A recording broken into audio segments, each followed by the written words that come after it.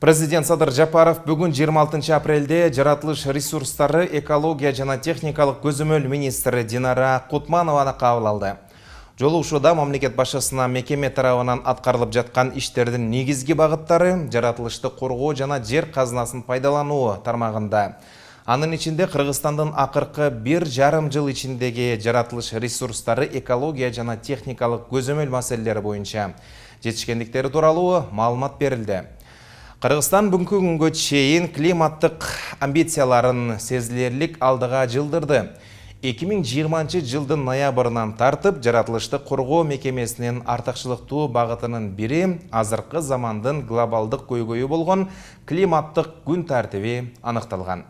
Былтыркы Глазгога барганда ошо жада 10 миллиард долларды 2030 жылга чейин ошо чечиш үчүн 10 миллиард доллар керек деп ошо жерде айтылды эле. Биз ошонун баарын эсептеп, эсеп кысабын чыгарып, эми ошо проекттерди эл аралык донорлорго сунуштап, ошо инвестицияны алып келишибиз керек. Ошо биринчи тапшырма ушул жумушту тездетип, тез арада ошо ишке ашсын деп. Бул биринчи.